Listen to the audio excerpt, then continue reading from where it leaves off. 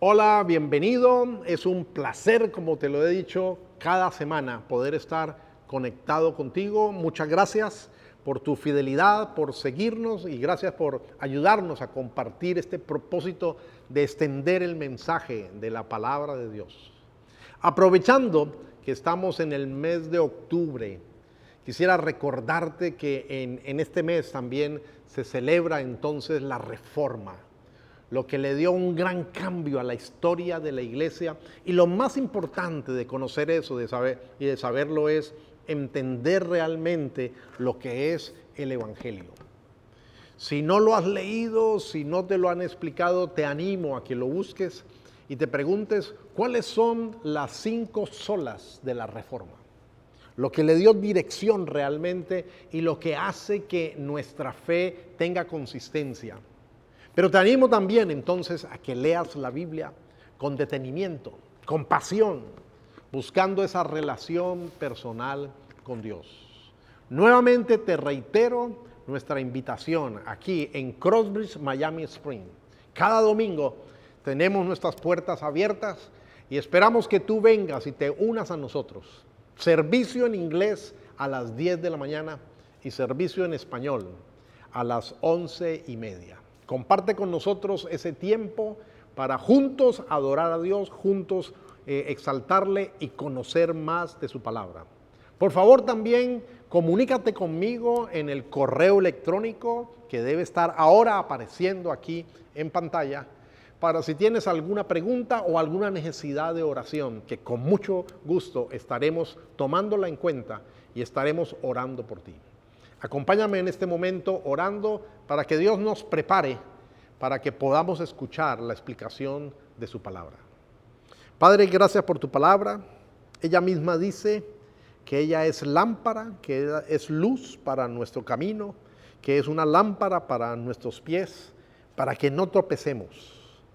Danos entendimiento, danos sabiduría y que sea realmente comunicada, predicada, enseñada conforme a la verdad que está en ella misma, sin ser falsificada en ningún momento. Y que nosotros mismos también podamos recibirla así, no como palabra de hombres, sino como tu palabra, para que podamos conocerte y aprendamos a amarte.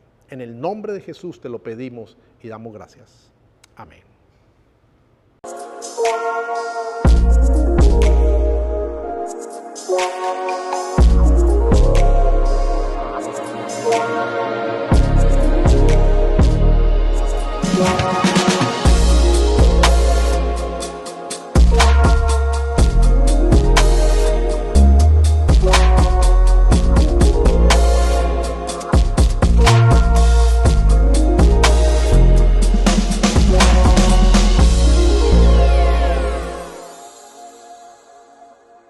Continuamos con la serie Bajo el Sol.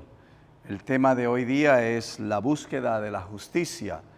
En este exquisito libro, esta exquisita narrativa de Eclesiastés, escrita por el rey Salomón.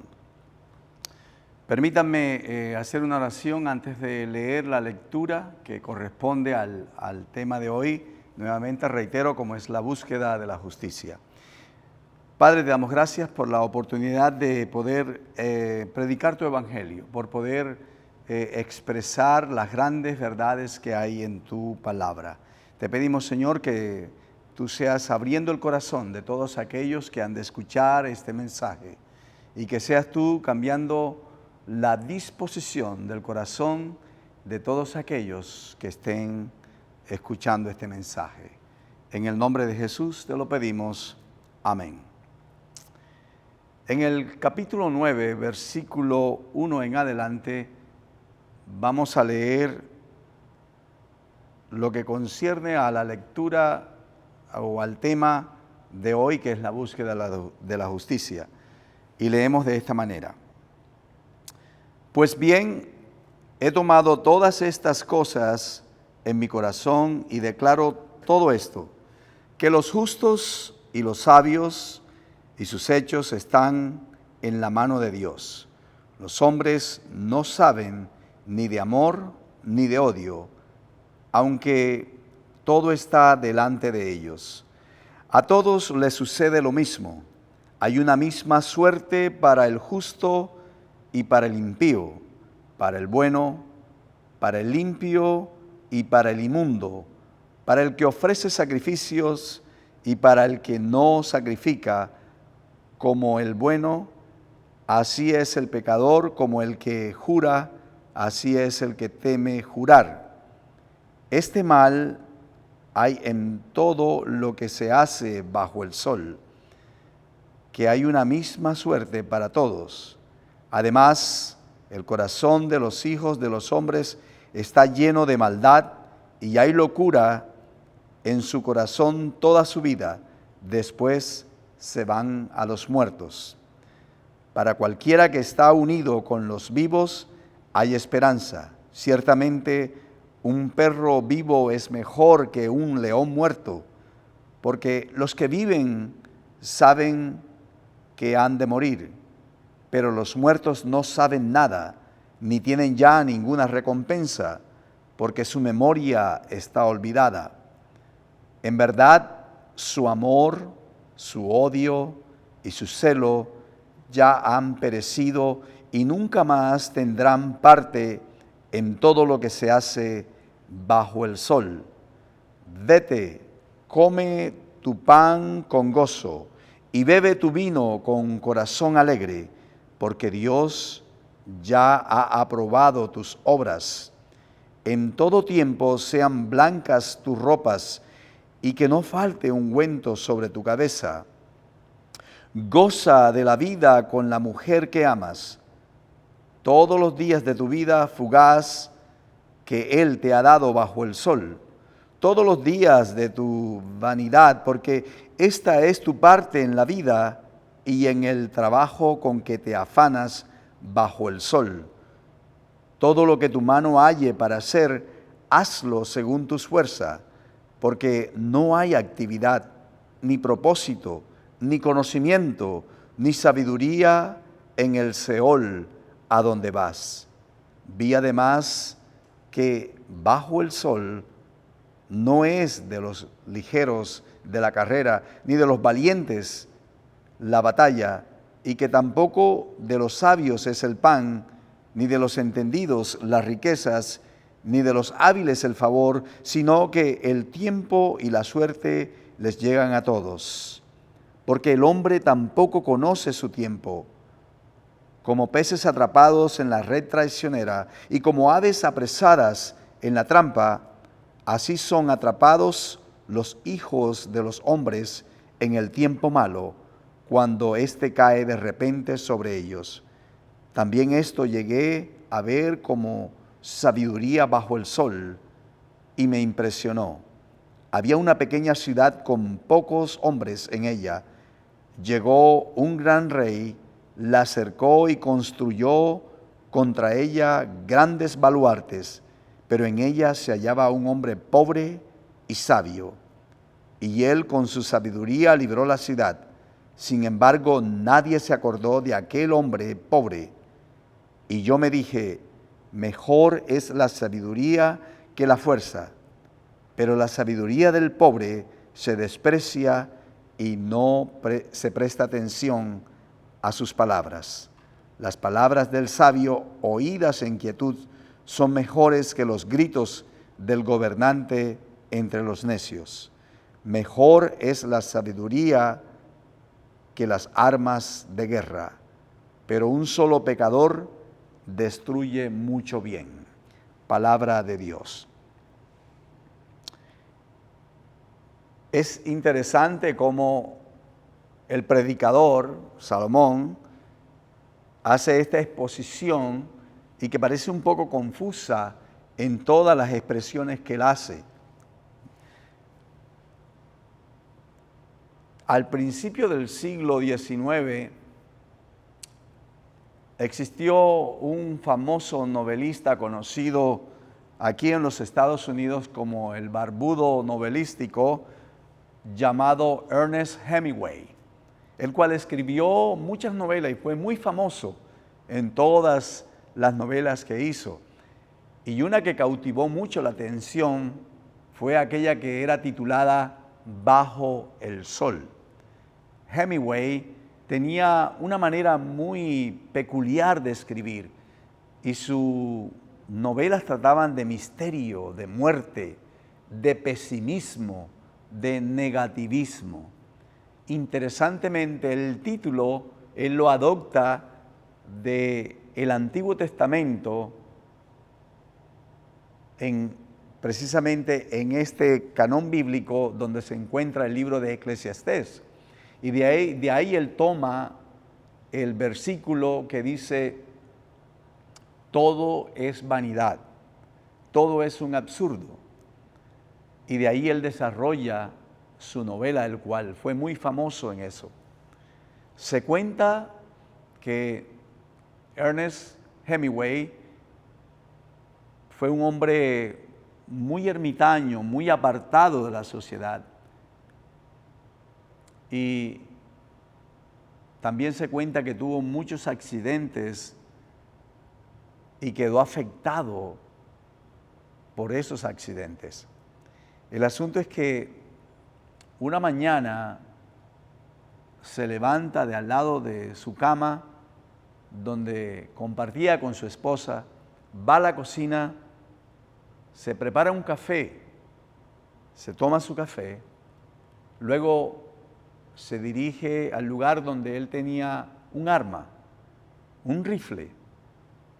Lo preparó y puso la punta del rifle en su boca y activó el gatillo y acabó con su vida. Indiscutiblemente, Hemingway interpretó, vivió y podríamos decir, y murió lo que él creía.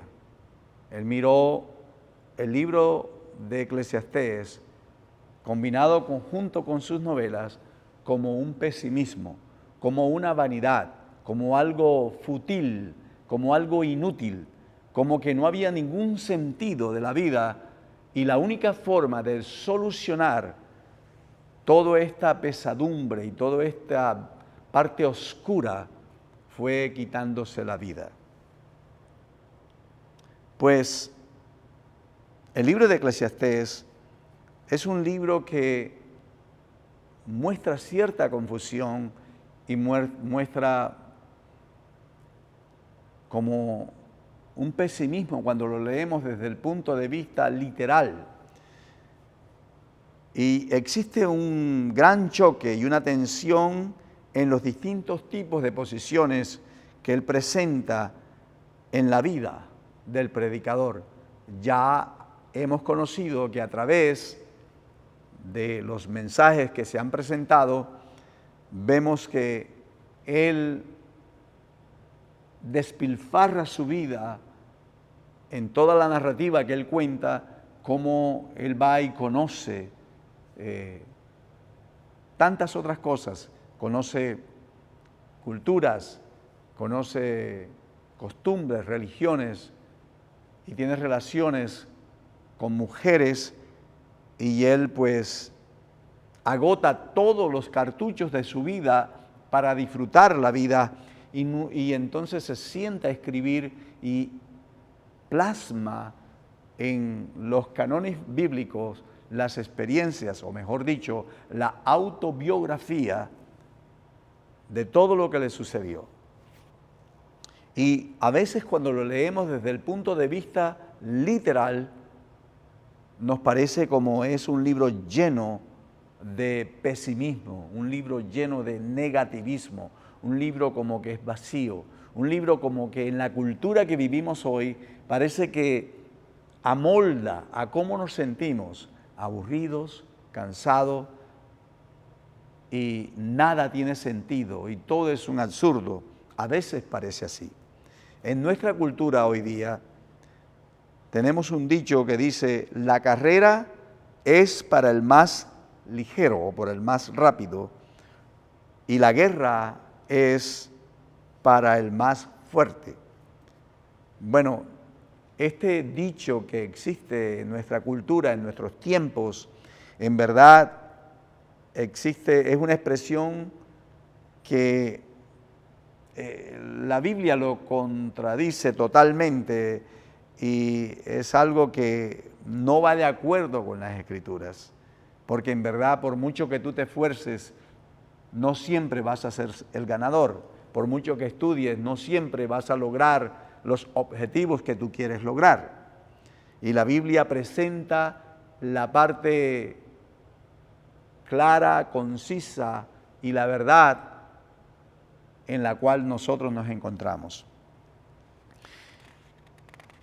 Cuando nosotros leemos estos versículos o este capítulo de Eclesiastés, vemos que nos encontramos en un mundo revuelto, en un mundo como confuso, donde existen varias opciones. Y el tema aquí es una queja que se encuentra frecuentemente desde el Antiguo Testamento, expresada en los Salmos y en otras narrativas bíblicas, con esta pregunta: ¿por qué es que el justo sufre y por qué es que el malo prospera? Es la pregunta que se ha hecho desde la antigüedad. ¿Por qué sufre el justo, verdad? ¿Por qué vemos siempre que aquellos que son malos obtienen todas las cosas? Personas que deberían ser tratadas con respeto y dignidad son ignorados, mientras que aquellos que dicen tener el control, el conocimiento, el poder, son elogiados y son personas que son respetadas, y parece algo injusto bajo el sol. En verdad, Dios nos presenta una faceta diferente.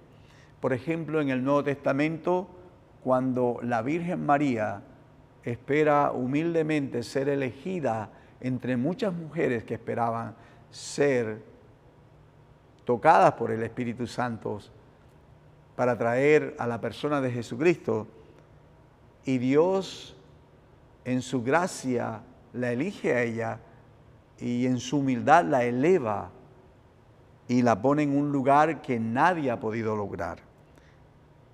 Y así Dios hace eso con muchos hombres, donde los eleva a un lugar donde nunca se imaginaron.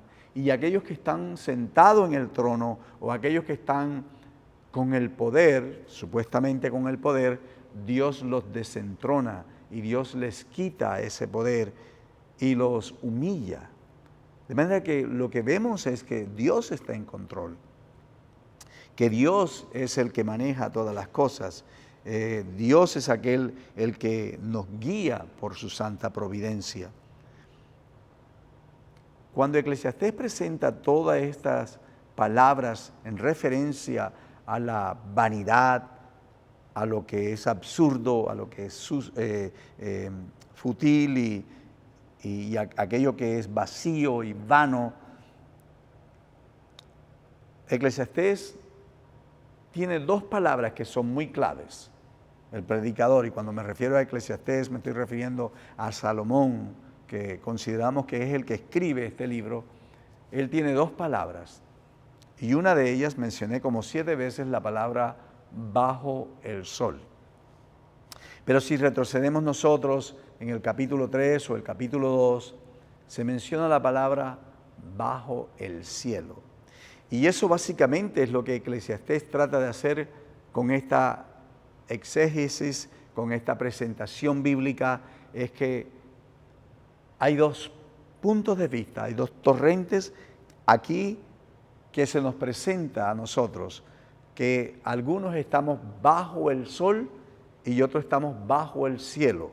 La expresión bajo el sol es una expresión, como decir, bajo el punto de vista secular, bajo el punto de vista de lo que el mundo piensa y ve, bajo la ética, bajo la filosofía, bajo la creencia y la filosofía del mundo, bajo la cultura esa. Y entonces Eclesiastés usa la palabra bajo el sol. Pero cuando habla de la soberanía de Dios, de la providencia de Dios, del sustento de Dios, se refiere bajo el cielo. Es importante que nosotros, a medida que leemos el texto, entendamos a qué se refiere y qué quiere decir el texto bíblico con esto.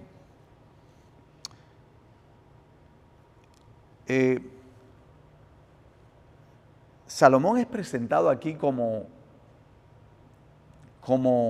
el apologista de Dios, como aquel que viene en defensa de la posición que Dios presenta acá en el libro de Eclesiastés. Es aquel que tiene las respuestas a objeciones y a preguntas en referencia a lo que es la vida, a lo que es el llamado bajo la sombrilla de Dios.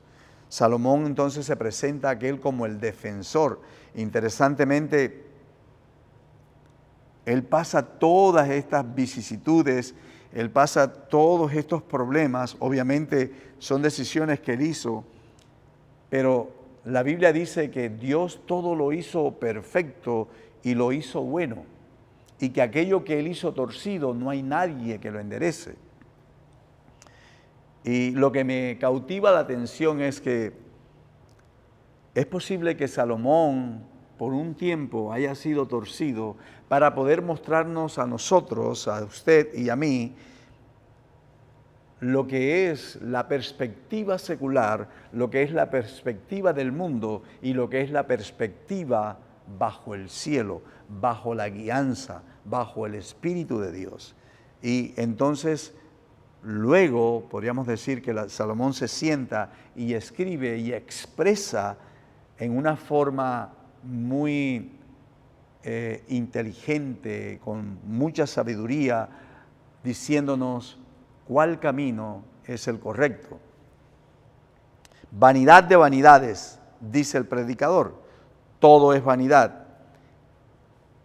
Eso es lo que él dice, que comienza el tema con esa palabra, vanidad de vanidades. Recuerdo yo, muy chico, cuando estaba en medio de mis hermanas, básicamente quienes me criaron a mí fueron mis hermanas, tengo una familia muy grande, y yo recuerdo que en una de los cuartos había una pieza, no parecía un escritorio, ni parecía una mesita, era algo extraño, era como especie de una mesita muy alta, con un espejo muy alargado, y tenía una sillita muy incómoda.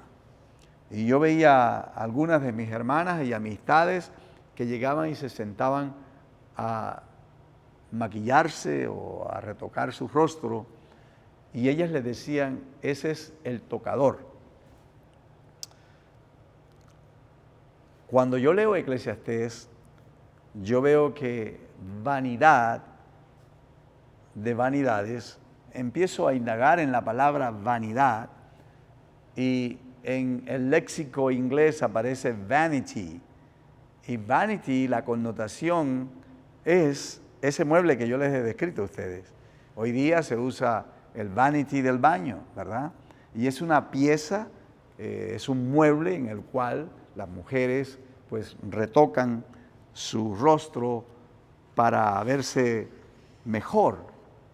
Y ese es la idea o la raíz de lo que Salomón está diciendo. Todo es vano, todo es vacío. ¿Por qué? Porque las damas se pintan, se tocan, y al día siguiente pues necesitan nuevamente hacer la misma función, necesitan retocar su rostro nuevamente, y todo para pensar que todo está bien y que se ven bien. Y eso, la etimología de la palabra de ahí sale esto es una vanidad, esto es algo pasajero, es algo vano, es algo vacío. Y de allí sale la expresión esta, de vanidades, dice el predicador, todo es un absurdo. No hay un contentamiento debajo del sol, no hay un contentamiento debajo de la perspectiva de lo que el mundo nos da. Desde que hubo esa caída, desde que hubo ese ataque cósmico, si podríamos decir, cuando hubo la transgresión desde el principio en el Génesis, todo es una vanidad. Todo parece fútil, parece inútil, parece que no tiene sentido, no tiene un propósito la vida. Y es un cansancio. Entonces, este caballero Salomón expresa que debajo del sol, eso es lo que sucede cuando nosotros estamos en ese rumbo, en esa perspectiva. Nosotros a veces pensamos que creyendo en Dios es suficiente, que a veces nosotros creemos que el hecho de decir verbalmente yo soy cristiano es suficiente, pero en momentos de la angustia y del dolor, en momentos de que nos sentimos vacíos y no sabemos a dónde ir, se nos olvida aquellas confesiones que hemos hecho.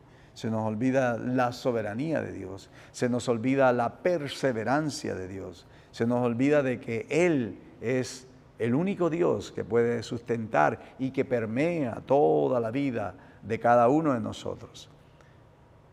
Y eso es lo que Salomón nos recuerda a nosotros, de que cuando estamos bajo la sombrilla de la gracia, que cuando estamos bajo el cielo, nosotros somos iluminados por la perspectiva de que Dios nos presenta a nosotros. Y se nos olvida de que en verdad Dios ha estado siempre allí. El pueblo de Israel siempre ha tenido en mente de que nosotros debemos de estar delante de Dios continuamente. De hecho, lo estamos. Muchos estamos con las espaldas a Dios y otros basado en el llamado que Él nos ha hecho, basado en la iniciativa divina que Él ha hecho en nuestra vida. Estamos delante de Él, como una expresión hebraica que dice coram deo, es estar de cara a cara con Dios. Y indistintamente si estamos con Dios o no estamos con Dios, estamos ante su presencia. Y es lo que aquellos que hemos sido llamados por Él, no se nos debe olvidar de que ese es el propósito, de estar delante de la presencia de Él. De que a veces es mejor estar en la casa de luto que en la casa de la festividad, que en la casa de la recreación. Y digo esto porque pues me cautiva también la atención, como lo dice Eclesiastés, de que es mejor, a veces hace unas contradicciones un poco bastante fuertes, es mejor estar en la casa de luto que en la casa de la festividad. ¿Cómo es posible que yo voy a estar bien en una funeraria en nuestros tiempos que en un lugar donde pueda pasar bien con mis amistades, mi familia, disfrutando? Y lo que dice Salomón es que en la casa del luto es donde nosotros podemos tener más conciencia de quién es Dios, porque allí en el llorar y en el gemir, en la agonía y en la aflicción, en verdad podemos contemplar la hermosura de Dios. Allí es donde nosotros podemos tener más experiencia con el Señor. El Salmo 27, 4 dice, una cosa he demandado y esta buscaré, que todos los días de mi vida esté yo ante la presencia de Dios para inquirir en su templo y para ver su hermosura. Entonces, cuando lloramos, cuando sufrimos, en verdad es cuando sentimos más la presencia de Dios. Y entonces sí, eso para nosotros es mejor, ¿verdad?, que estar ocupados en la casa de la festividad, en la casa del festejo. Creo que somos más galardonados si nosotros estamos en la casa del luto, como lo dice Eclesiastés, ¿verdad? De manera que cuando se nos presentan estos dos puntos de vista, no sencillamente está diciendo él, bueno, todo lo que está escrito aquí es para poder, pues, mostrarles a ustedes, o sea, como si Salomón nos estuviera diciendo a nosotros, yo me cansé de la vida cristiana que llevaba con mis padres y decidí una vez salir y pues y disfrutar y como usan la expresión hoy día, vivir la vida loca y a ver qué sucedía. Y pues estar de acuerdo con lo que hizo Ernest Hemingway, que la vida es amarga, es oscura, es pesimista y no tiene sentido, no tiene propósito, o como lo dice tantos otros filósofos que no creen en Dios, que dicen que si Dios no existe, entonces tenemos el permiso para hacer lo que querramos, ¿verdad? Ese no es el punto que presenta Eclesiastés en este libro. El punto que presenta él es que vivamos bajo el sol. El punto que presenta Eclesiastés es un llamado para que nosotros podamos recapacitar, para que nosotros podamos entender que quien gobierna y quien dirige nuestras vidas es el Señor. El capítulo 3 del mismo libro de Eclesiastés dice que tenemos tiempo para todas las cosas y él comienza en el orden dice hay tiempo de nacer y tiempo de morir, ¿verdad? Hay tiempo de sembrar y tiempo de arrancar, hay tiempo de esparcer y tiempo de recoger, hay tiempo de guerra y hay tiempo de paz y sucesivamente continúa con diferentes tiempos que suceden en la vida de un ser humano. De manera que cuando él dice hay tiempo de nacer, es cierto, hubo un año donde usted y yo nacimos que ya Dios tenía dispuesto que usted iba a nacer de los padres que usted tiene, el lugar donde usted vive, el nombre que usted tiene, las actitudes, las capacidades, etcétera, etcétera, etcétera. Todo ese paquete Dios lo tenía ya predispuesto, todo lo tenía ya compuesto para usted. Como también Dios tiene el tiempo, la hora y la ocasión y el lugar donde hemos de morir. No lo estableció Ernest Hemingway, no lo estableció ningún otro filósofo en lo que concierne a la vida y a la muerte. Por mucho que yo quiera quitarme la vida, no logro nada.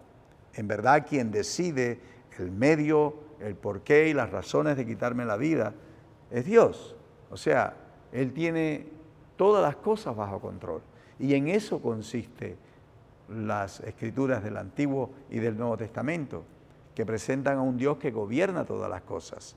Un Dios donde Él, desde su plan redentivo, guía todo. Él decretó lo que iba a suceder. Él decretó las cosas que iban a pasar. Sus causas contingentes, Él las decretó. Todo lo sabe. En Dios no existe plan A, plan B o plan C. En Dios no existen sorpresas. En Dios no existen equivocaciones. Dios todo lo decretó en el plan redentivo.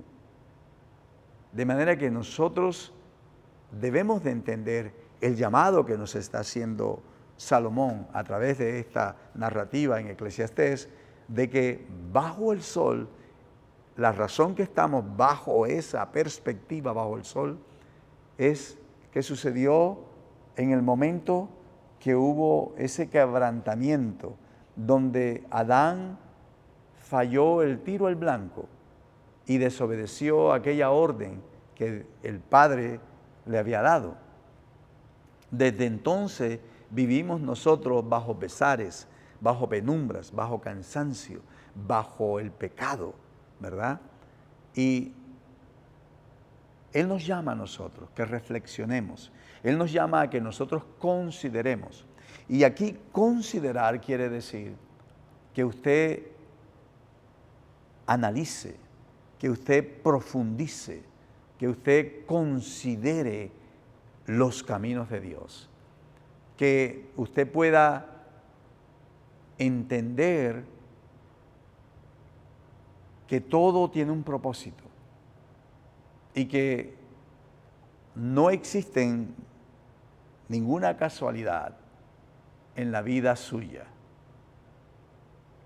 Y créanme, la oración mía es que Dios pueda darle entendimiento a todo aquel que escuche estas palabras y que le pueda dar la sabiduría de poder conocer lo que está debajo del sol.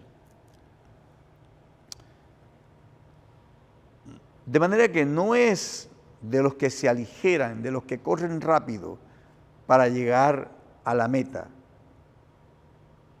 Tampoco la batalla es de aquellos que son más fuertes. En verdad la Biblia contradice eso. Nosotros, por más que nos esforcemos, no logramos las cosas que queremos. Porque no depende del que corre, no depende del que llega, sino de Dios.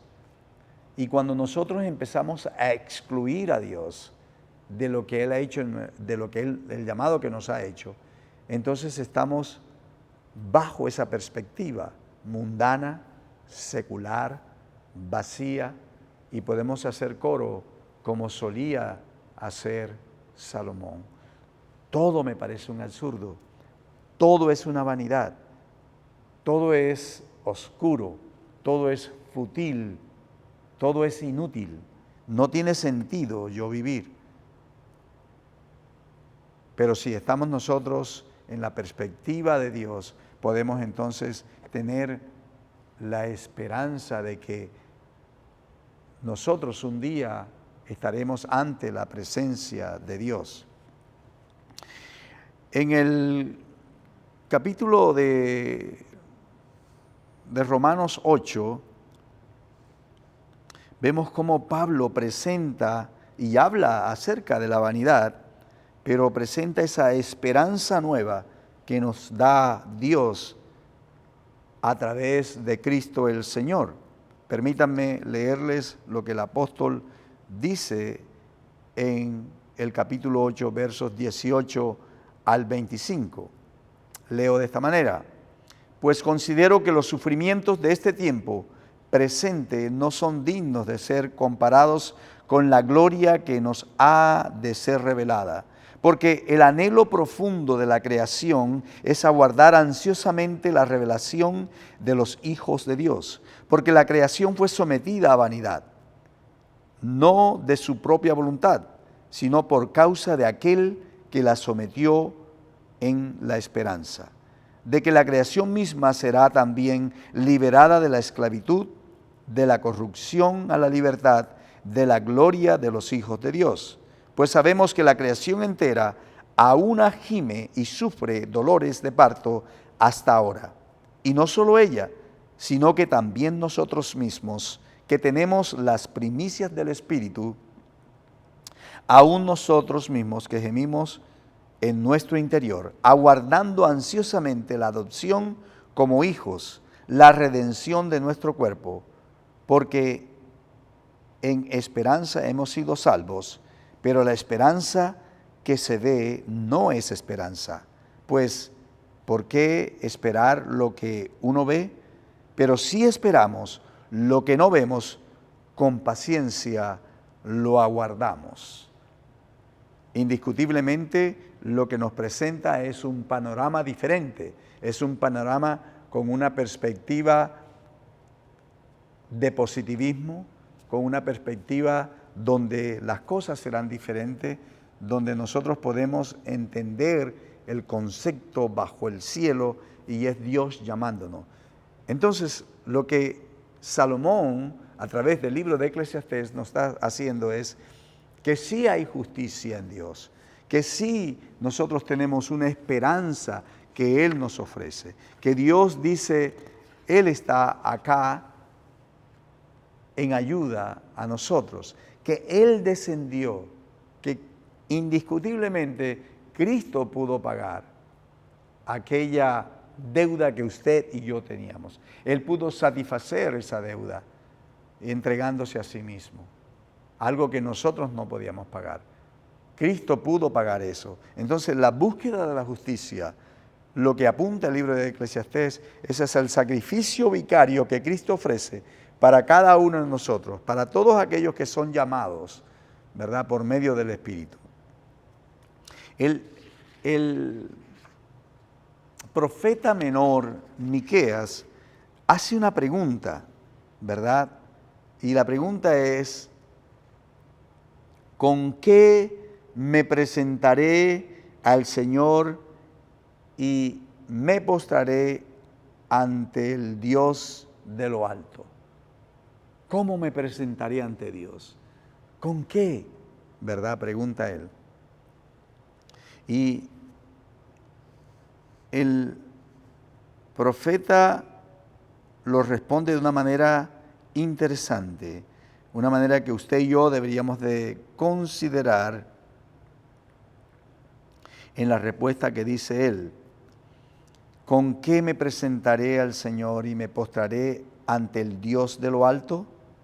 ¿Me presentaré delante de Él con holocaustos, con becerro de un año?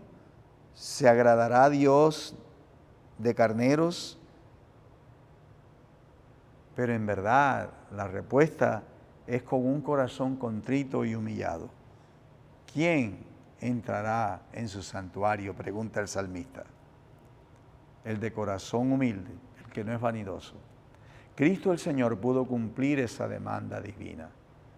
Mateo 5:48 dice, sed pues perfectos, como vuestro Padre que está en los cielos es perfecto. Una demanda que nadie puede cumplirla, pero a través de Él podemos cumplirla, porque su perfección fue grata ante el Padre, porque Él pudo imputar las cosas buenas en nosotros. Y hubo ese intercambio de que nuestros pecados fueron imputados a Él. De manera que esa es la presentación que se nos está haciendo en el capítulo 9 de Eclesiastés, donde nosotros podemos ver esa perspectiva divina bajo el cielo. Entonces cambia totalmente el hecho de que ya no vemos las cosas oscuras, vacías, sin ningún propósito, inútiles, futiles. Ya se acabó eso. Empezamos a ver la claridad, empezamos a ver nosotros una perspectiva diferente. Empezamos nosotros a decir ahora con toda seguridad, alzaré mis ojos a los montes. ¿De dónde vendrá mi socorro? Mi socorro viene del Señor, que hizo los cielos y la tierra. Y con esa confianza podemos descansar en Él, porque Él nos invita a nosotros y porque nos ayuda a nosotros a reconocerlo. Entonces, llévense esto a casa, el mensaje está en la Escritura, y llévense esto, ¿cómo debemos vivir? Nosotros debemos vivir sencillamente delante de Dios, cara a cara, con temor, y cuando digo temor es respeto y reverencia, con adoración, cumpliendo así el mandamiento que luego Salomón nos invita, que hay algo importante que debemos tener y nos muestra como resultado de todo este tema es guarda sus mandamientos, porque Dios es el todo del hombre. Una vez nosotros hayamos cumplido esto, entonces podemos decir, el que habita al abrigo del Altísimo morará bajo la sombra del Omnipotente, y podemos deleitarnos en Él. Y todo esto se hace no bajo el sol, ya no bajo el sol, más bien todo esto se hace bajo el cielo, bajo la perspectiva que nos brinda Salomón, diciendo que Dios ahora está con nosotros. No porque usted y yo tomamos la iniciativa, sino porque Él tomó la iniciativa. Porque cuando Él nos vio a nosotros, Usted y yo estábamos ocupados en nuestros delitos, en nuestros pecados, y Él se inclinó, ¿verdad? Y nos levantó y nos sacó del lodo cenagoso, nos puso sobre piedra y luego nos cubrió con un manto de justicia y puso cántico nuevo en nuestros labios. Y no solo ello, sino que nos agregó o nos anexó a esta gran familia eterna. Eso es el mensaje que Salomón, a través de la narrativa de Eclesiastés, nos presenta a nosotros. No es lo que entendió Ernest Hemingway, no es lo que entiende el mundo en la inutilidad, en el vacío, en el oscuro de esa perspectiva. No, es el nuevo camino bajo el cielo que Él nos invita. Considere usted mis palabras y que Dios le pueda dar entendimiento a medida que usted lee la Biblia y se instruye en ese versículo 9 del libro de Eclesiastés. Lo invito a que podamos orar para concluir este mensaje. Padre, te damos gracias por tu amor, por tu misericordia. Gracias por tu palabra, y tu palabra es verdad. Te ruego, oh Señor, que tú puedas, oh Dios, esconder esta palabra en cada uno de nosotros para no pecar contra ti, y que nos ayudes a entender, a vivir bajo la perspectiva tuya, y es bajo el cielo. Gracias, oh Dios. En el nombre de Cristo te damos gracias. Amén. Muchas gracias por conectarse con nosotros. Si no lo has hecho, no olvides suscribirte a nuestro canal para que no te pierdas ninguno de nuestros episodios. Compártelos con tus amigos y familiares y no olvides que puedes unirte a nosotros en persona cada domingo a las 11:30 AM.